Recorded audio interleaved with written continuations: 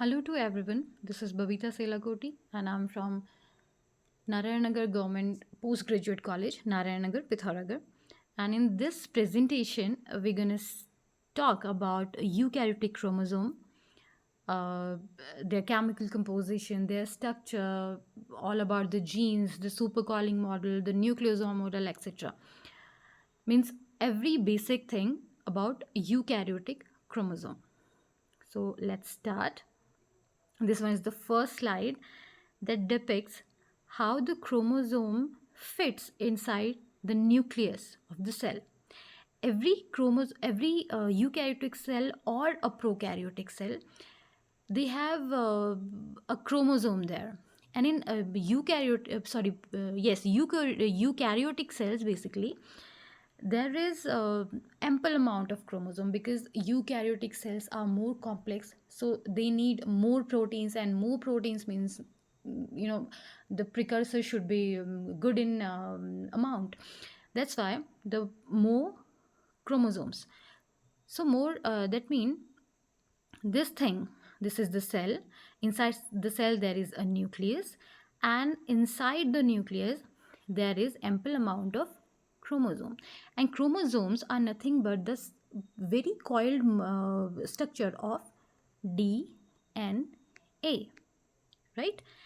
And this thing that I'm telling you, these things are very basics. So these arms that you can see here, these are called chromatid. I'm talking the morphology of the chromosome here. These are the chromatids. This center part is centromere, and these terminal parts are called the telomeres. And in coming slides, you'll see how the centromeres and how the telomeres are specific in themselves.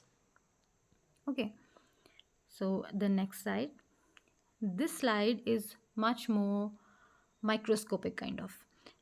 This diagram, this shows the microscopic structure, microscopic view of the chromosome, and this is a simple computer made diagram.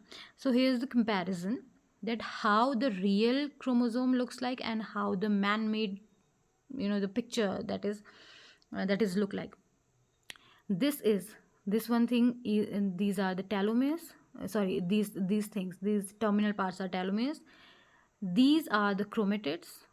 Okay, then this is the centromere in between parts, and these are the telomeres. And euchromatin and heterochromatin are there. Means the dark band of chromosomes, these are called the heteromeres, and the light bands of chromatin is called euchromatin.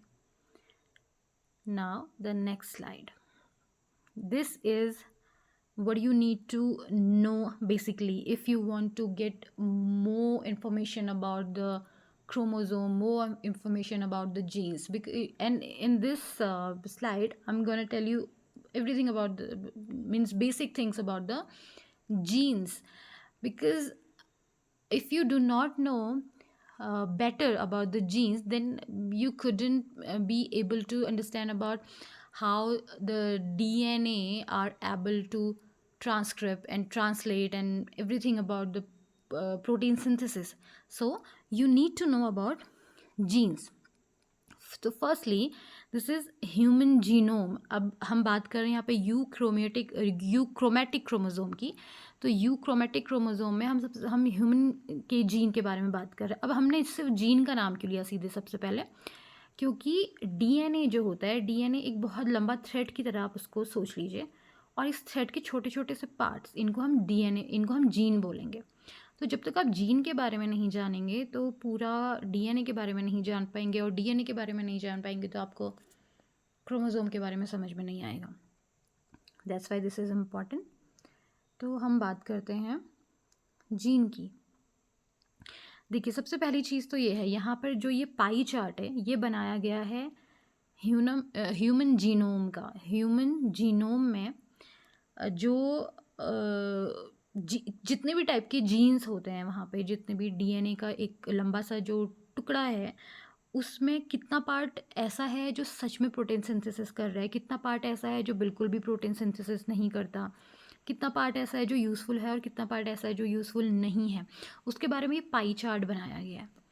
तो अब इसको ध्यान से देखिए आप, अगर हम इसको थोड़ा सा जूम करें, it's not zooming out, okay then, तो इसको आप इस तरह से देखिए कि सिर्फ 1.5% जो पार्ट है वो प्रोटीन कोडिंग है। मतलब सिर्फ आपके जीनोम का सिर्फ 1.5% पार्ट प्रोटीन को कोड कर सकते हैं। बाकी ये इतना पार्ट, लगभग आधा हिस्सा आपके जीनोम का, मैं ह्यूमन जीनोम की बात कर रही हूँ, तो ह्यूमन जीनोम का लगभग आधा हिस्सा जो है वो ट्रांसपोजोन से मिलकर के बना हुआ होता है। ठीक है, तो ट्रांसपोजोन्स होते हैं बेसिकली ऐसे जीन्स जो इनको हम जंपिंग जीन्स भी बोलते हैं। ये कुछ सीक्वेंसेस होते हैं इनके पास, कुछ बेस पेयर्स होते हैं इनके पास। वो बेस पेयर्स ऐसे होते हैं कि ये प्रोटीन सिंथेसिस अगर कर भी पाएँ तो ऐसे प्रोटीन्स बनाते हैं जो इनको ही एक जगह से दूसरी जगह तक ले जाने के लिए मदद करते हैं, सिर्फ इतना ही। ये ह्यूमन के मेटाबॉलिज्म में कोई हेल्प नहीं करते, सिर्फ एक जगह से दूसरी जगह पे जाने के लिए, शिफ्ट होने के लिए ही सिर्फ इनका यूज़ होता है। और ट्रांसपोजोन को हम न्यूक्लियर पैरासाइट भी कहा जाता है। अब ट्रांसपोजोन भी सिन और लिन दो तरीके के होते हैं। सिन जो हैं ये क्या होते हैं, ये छोटे मॉलिक्यूलर बेस वाले होते हैं, जैसे 100 से 300 तक। और जो लिंस होते हैं ये थाउजेंड्स में इनके बेस पेयर्स काउंट होते हैं। इसके बाद आया, हम बात करेंगे इंट्रॉन्स की। इंट्रॉन्स क्या होते हैं, देखिए अगर आपके पास इतना लंबा एक टुकड़ा है जीन का, तो इसमें से इतना सिर्फ पार्ट, ये वाला जो ब्लैक, जिसको अभी हम ब्लैक कर रहे हैं, और इतना पार्ट इसको लगा लें हम, इसको भी हम ब्लैक कर रहे हैं। तो ये जो ब्लैक वाले पार्ट्स हैं, अगर ये पार्ट्स प्रोटीन सिंथेसिस कर रहे हैं तो इसको हम बोलेंगे एक्सॉन्स। ठीक है, EXONS एक्सॉन्स, वो एक्सॉन वाला एक्सॉन नहीं है ये, तो EXONS एक्सॉन्स। और ये जो होते हैं जो प्रोटीन कोड नहीं करते, हालांकि ये बेस पेयर के बने होते हैं, लेकिन इनके बेस पेयर ऐसे होते हैं जो किसी भी तरह का कोई प्रोटीन कोड नहीं करते हैं, तो इनको हम इंट्रॉन्स बोलते हैं। और ये इंट्रॉन्स जो होते हैं ये बिल्कुल, आप जब प्रोटीन सिंथेसिस हो रही होती है तब ये बहुत ज़्यादा इंटरप्ट करते हैं mRNA बनने के लिए। तो mRNA क्या होता है, फिर जब mRNA बनता होता है तो इन इंट्रॉन्स की स्प्लिसिंग हो जाती है, इंट्रॉन्स को हटा दिया जाता है और जो एक्सॉन्स के टुकड़े होते हैं उनको वो जुड़ते हैं और फिर जाकर के mRNA का जो है सीक्वेंसिंग बनती है। उसके बाद mRNA बाहर जाके प्रोटीन बनाता है, बाहर जाके इन द सेंस कि साइटोप्लाज्म में जाके प्रोटीन बनाता है। इसके अलावा अगर हम बात करते हैं कि ह्यूमन का, ये तो हमने बता दी कि प्रोटीन कोडिंग जो जीन्स होते हैं वो सिर्फ 1.5% होते हैं, लेकिन अगर आप इंट्रॉन को लगा करके ये देखें, इंट्रॉन को इंक्लूड करके अगर आप देखते हैं कि कितना हिस्सा DNA का जो है प्रोटीन जो है वो जीन कहलाएगा, उसको आप सिर्फ 30% कह सकते हैं, क्योंकि इंट्रॉन्स को भी आप जीन का हिस्सा माना जाता है। इसलिए ये सिर्फ 30%, मतलब पूरे जीनोम का जो है सिर्फ 30% ही ये जो है कोड कर पाता है। बाकी आधा हिस्सा, जैसा मैंने बताया, इतना पूरा ही दिखाया गया आपको, आधा हिस्सा तो सिर्फ ट्रांसपोजोन्स ही कवर कर लेता है। तो ये भी किसी काम, ट्रांसपोजोन्स भी किसी काम के नहीं है, इंट्रॉन्स भी एज इन किसी काम के नहीं होते। तो सिर्फ 1.5% ही आपके जीनोम का ऐसा हिस्सा होता है जो आपके काम के प्रोटीन्स बनाता है। इसके अलावा जितना हिस्सा बच जाता है, अब मैं बात कर रही हूँ इतने हिस्से की, ये जो हिस्सा बच जाता है ये कई टाइप के सीक्वेंसेस बनाते हैं।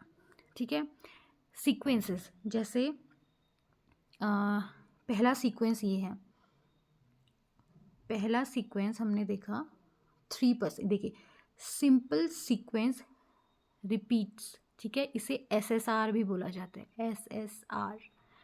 ये SSR बहुत ज़्यादा इम्पॉर्टेंट होते हैं, ये अपने आप में इम्पॉर्टेंट हैं, लेकिन हालांकि ये वो वाले प्रोटीन नहीं बना रहे जो आपके बॉडी को की मेटाबॉलिक एक्टिविटीज़ के लिए यूज़ होता है, बट ये कुछ ऐसे प्रोटीन्स बनाते हैं या फिर कुछ ऐसे टर्मिनल ऐसे ऐसे बेस पेयर्स होते हैं जो कि क्रोमोसोम को उसका शेप देने के लिए यूज़फुल होते हैं। ये भी आपको आगे पता चलेगा। फिर आते हैं सेगमेंट ड्यूप्लीकेशंस, फिर आते हैं लॉन्ग रिपीटेटिव सीक्वेंसेस, सेंट्रोमेयर्स, ठीक है, सेंट्रोमेयर्स एंड टेलोमेयर्स, ये बहुत इंपॉर्टेंट है। फिर मिसलेनियस यूनिक सीक्वेंसेस। तो टोटल मिला के इतना पार्ट आपकी जीनोम का बाकी चीज़ें करने के लिए यूज़ होता है। ट्रांसपोजोन्स तो सिर्फ किसी ऐसा जितना इम्पोर्टेंस उनका होता नहीं है। बाकी बचा आपका सिर्फ इतना हिस्सा जो कि प्रोटीन को कोड कर रहा है। दिस इज़ क्वाइट इम्पॉर्टेंट, ठीक। मतलब ये है कि आपके सेल में, एक सेल में जितना डीएनए है उसका सिर्फ 1.5% पार्ट ही रियल मायनों में आपका प्रोटीन को कोड कर रहा है, यानी कि प्रोटीन बना रहा है, ठीक है। अब जो ये नीचे वाला डायग्राम है इसमें क्या दिखाया गया है? इसमें दिखाया गया है कि आपका जो 1.5% जो पार्ट है प्रोटीन जो जो बन रहा है उसका भी कितना पार्ट आपका कौन कौन से प्रोटीन्स बना रहा है। देखिए 3% तो आपका साइटोस्केलेटन बनाता है, ठीक है। सबसे ज़्यादा पार्ट जो है वो एंजाइम बना रहा होता है, क्योंकि हमको पता है कि आपकी पूरी बॉडी को चलाने के लिए enzymes these are very useful. After that extra cellular structures आपके बनते हैं, इम्यून प्रोटीन्स बन रहे हैं, मेम्ब्रेन प्रोटीन्स बन रही हैं, न्यूक्लिक एसिड बाइंडिंग्स बन रहे हैं, रिसेप्टर्स बन रहे हैं, ट्रांसपोर्ट वाले प्रोटीन्स बन रहे हैं, रेगुलेशन, ठीक है, और सिग्नलिंग, जो सेल सिग्नलिंग के लिए जो मेम्ब्रेन में जो भी प्रोटीन्स लगी रही होती है वो प्रोटीन्स बनती हैं। तो ये एक बेसिक स्ट्रक्चर है आपके, ये बता रहा है ये डायग्राम कि आपका जीन जो कि धीरे धीरे करके आपको बाद में क्रोमोसोम बनाएगा, तो वो किस तरह से आपके प्रोटीन को कोड करे। तो ये जीन के बारे में है सारी चीज़ें। Now the next slide, this one.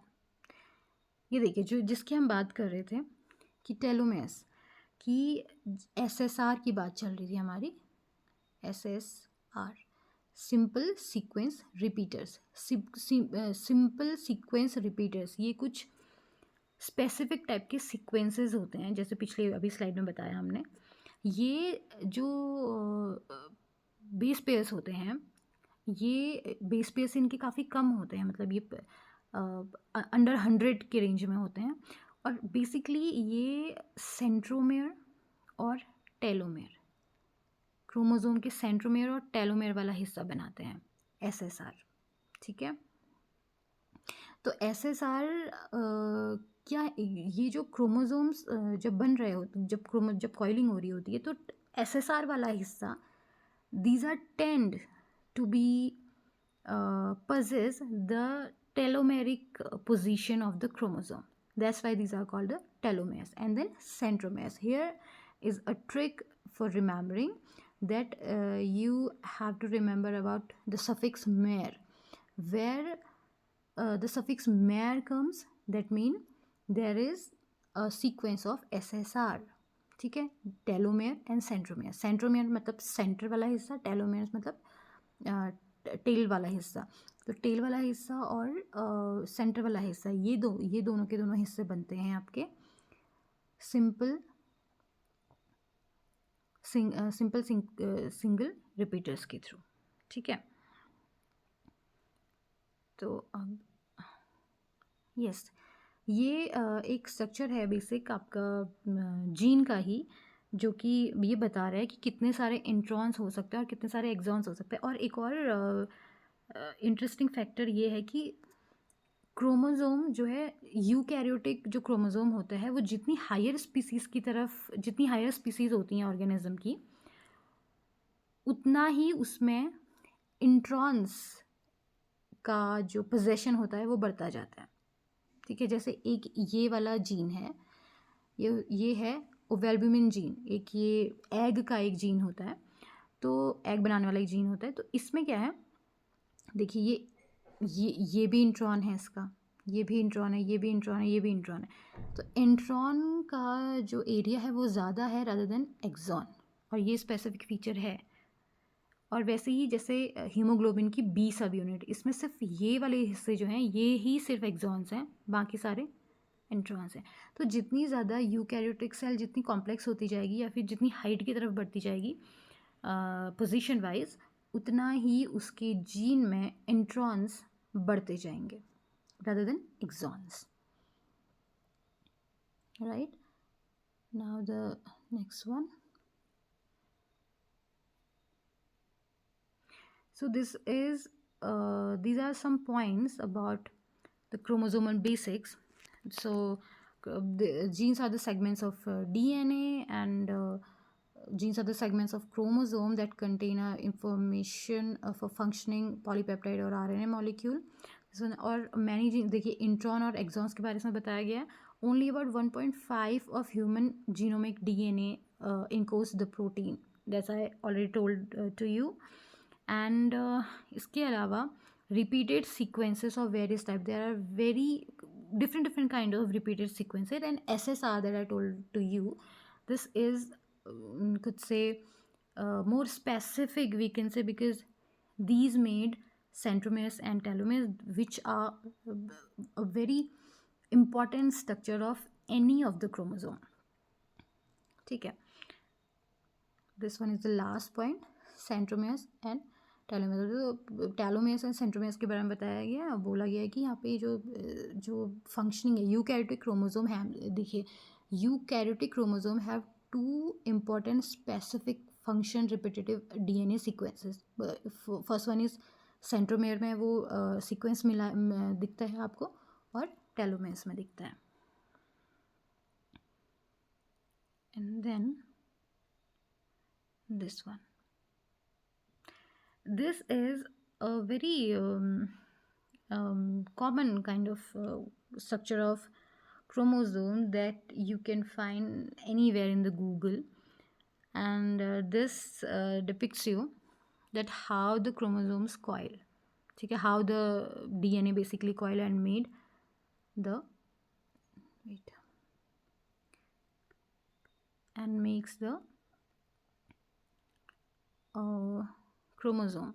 So this one is the DNA. ये डीएनए है, ये कॉइल होता जा रहा है, और होते होते इसने क्या बना दिया, इसने क्रोमोसोम बना दिया. तो क्रोमोसोम जो इसने बनाया हुआ है, इसका जो एक ऑथेंटिक डायग्राम, ये सिंपली एक जो ये वाला डायग्राम है, ये सिंपली एक गूगल से लिया हुआ डायग्राम है. तो जो डायग्राम मैं आपको दिखाना चाहती हूँ, that I want to make you see, that is very rare, and this one is the diagram basically that I want to make you see. This is a very old handmade diagram, और ये आपको gardener या फिर Clough की book, किसी एक book में से मिलेगा ये. एंड गार्डनर आई गेस ये आपको अभी इंटरनेट पे भी अवेलेबल नहीं है, PDF नहीं मिल रहा है उसका. But if you want to, आप इसका स्क्रीनशॉट ले सकते हैं और वीडियो पॉज करके इस डायग्राम को बना सकते हैं. This is the ultimate diagram in मेरे पॉइंट ऑफ व्यू से. एक अल्टीमेट डायग्राम है जो कि आपको बहुत ज़्यादा हेल्प करेगा सुपर कॉइलिंग मॉडल के लिए. Now let me define you firstly what is super coiling model. जब हम क्रोमोसोम स्ट्रक्चर की बात कर रहे हैं, तो हमें एक्चुअली पढ़ना क्या है कि ये जो एक स्ट्रक्चर बन रहा है क्रोमोसोम का, अल्टीमेटली ये कैसे आपके पास आ रहा है, कहाँ से बन करके आ रहा है. तो सबसे पहली चीज़ ये बन रहा है आपका डीएनए से.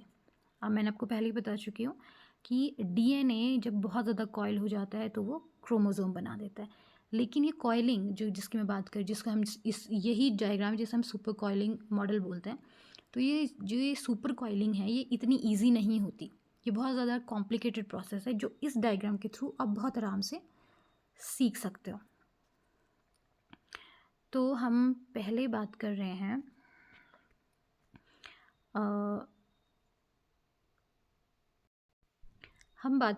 इस डायग्राम की. यह है एक super coiling model of DNA. तो सबसे पहले आप यहाँ से देखिए आपको सबको पता है that DNA have a diameter of 2 nanometer. Here is written when DNA coils around an octomer of H1 protein. ठीक है, अब इसी डायग्राम से आपको डीएनए के क्रोमोसोम के केमिकल कंपोजिशन के बारे में पता चल जाएगा. आपको पता है कि ये न्यूक्लियोटाइड सीक्वेंस होता है एक डीएनए, अब डीएनए जब यानी कि एक न्यूक्लियोटाइड सीक्वेंस जो कि 2 नैनोमीटर विड्थ है उसकी, जब वो एक तरह की हिस्टोन प्रोटीन के ऑक्टोमर के बाहर अपने आप को सराउंड करता है। देखिए ये आपका है डीएनए, ठीक है। यहीं पर न्यूक्लियस में पाए जाते हैं हिस्टोन प्रोटीन्स। अब हिस्टोन प्रोटीन्स कितने तरीके के होते हैं? एक तो होता है H1, एक होता है H2A, एक होता है H2B, third one is H3 and fourth one is H4, ठीक है। तो ये क्रोमोसोम, ये हिस्टोन्स होते हैं। अब आप फिलहाल H1 को हटा दीजिए, ठीक है, क्योंकि H1 सिर्फ लिंकर डीएनए के साथ जुड़ता है, बाकी ऑक्टोमर वो नहीं बनाता। तो फिलहाल हम H1 को, आप just for sake of learning इसको थोड़ी देर के लिए आप अपने दिमाग से हटा दीजिए। फिलहाल हम देख रहे हैं डीएनए। तो डीएनए जो है यहाँ पर इसको बहुत सारे हिस्टोन प्रोटीन्स मिले।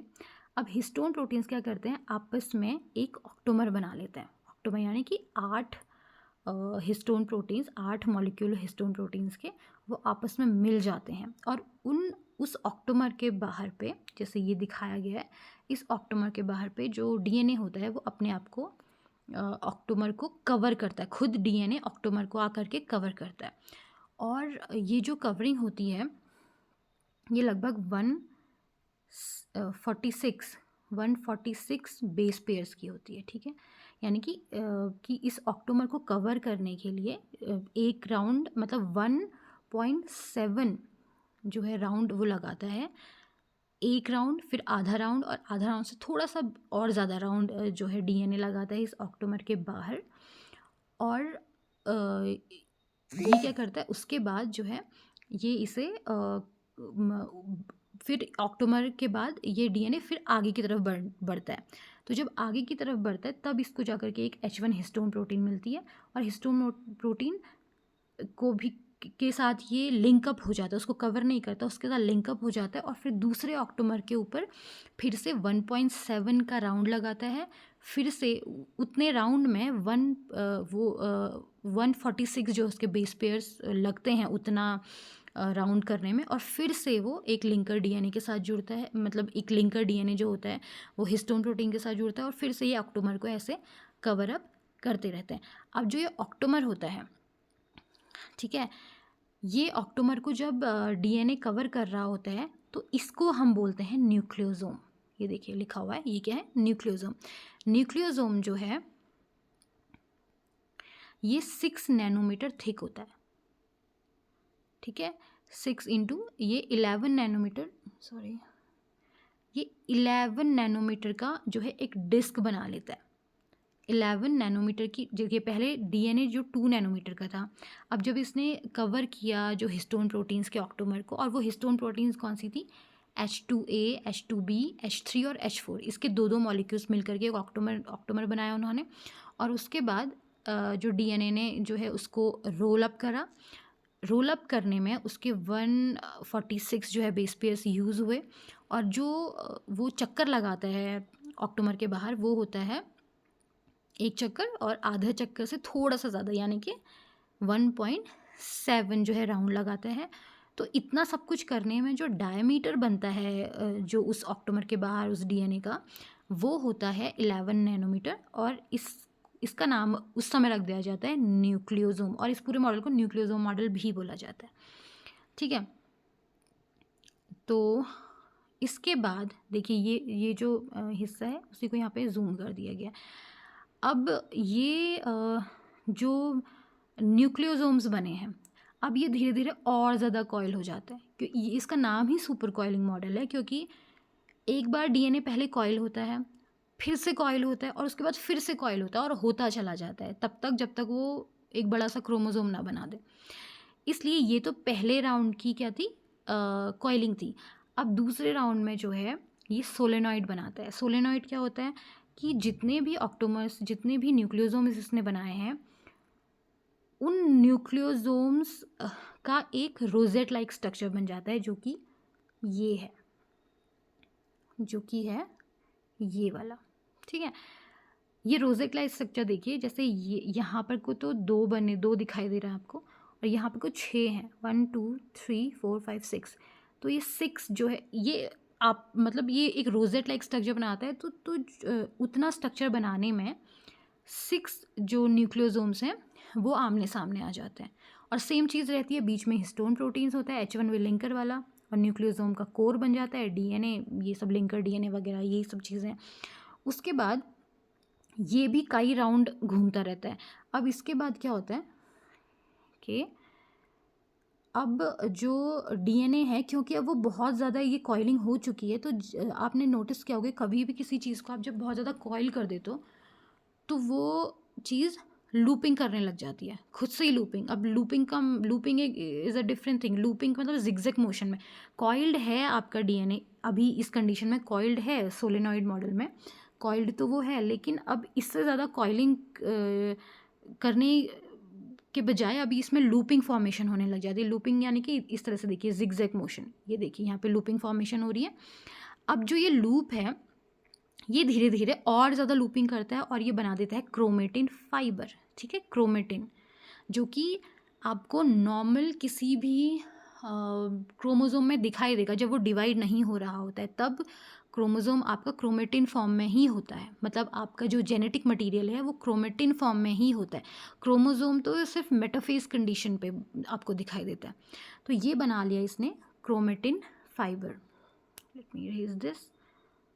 ठीक है, तो ये क्रोमेटिन फाइबर बना दिया। अब क्रोमेटिन फाइबर का जो डायमीटर होता है वो होता है 300 नैनोमीटर। तो अभी यहाँ से देखिए, सबसे पहले आपका डीएनए 2 नैनोमीटर था, फिर ये 11 नैनोमीटर के न्यूक्लियोसोम में कन्वर्ट हुआ, फिर 11 नैनोमीटर का न्यूक्लियोसोम इसने फिर से रोजेट लाइक स्ट्रक्चर बनाया, 6 न्यूक्लियोसोम मिल करके बनाते हैं जिसे, और इसका डायमीटर, इसको हम सोलेनॉइड मॉडल बोलते हैं, और सोलेनॉइड जो होता है वो 30 नैनोमीटर डायमीटर होता है। अब जब सोलेनॉइड की भी जब बहुत ज़्यादा लूपिंग हो जाती है तो फिर वो क्रोमेटिन स्ट्रक्चर बनाता है जो कि 300 नैनोमीटर डायमीटर का होता है। ठीक है, तो मतलब इसकी डेंसिटी और थिकनेस धीरे धीरे धीरे करके बढ़ती जा रही है। अब इसके बाद जो है क्रोमेटिन फाइबर्स में फिर से और ज़्यादा लूपिंग हो जाती है, और ज़्यादा कॉइलिंग हो जाती है। तो अब ये क्या बना देता है आपका, अब ये क्रोमोसोम बना देता है। ठीक है, तो ये जो ऊपर का हिस्सा आपको पूरा दिखाई दे रहा है ये क्रोमोसोम वाला हिस्सा है, और इसकी जो ये आर्म्स दिखाई दे रही है, एक आर्म जो होती है इसकी 700 नैनोमीटर थिक होती है। तो दोनों आर्म्स मिल करके ये 1400 नैनोमीटर थिक जो है क्रोमोसोम बना देता है। और ये क्रोमोसोम बेसिकली मैं आपको बता चुकी हूँ, ये कब दिखता है, whenever your cell gets inside the cell division phase. And cell division के भी कौन से फेज में, मेटाफेज वाली कंडीशन में ही आपको you can see the chromosome. Otherwise if the cell is in resting position, it is not dividing, then you could see only and only the chromatin. Chromatin is a very dense, very much dense material that आपको पता भी नहीं चलेगा कि वहाँ पर कुछ है भी, वो इतना ज़्यादा डेंस होता है। So this was all about the chromosome structure. This one is the very famous, the very important, and the very basic and complicated too structure of chromosome. So this was all. Thank you so much.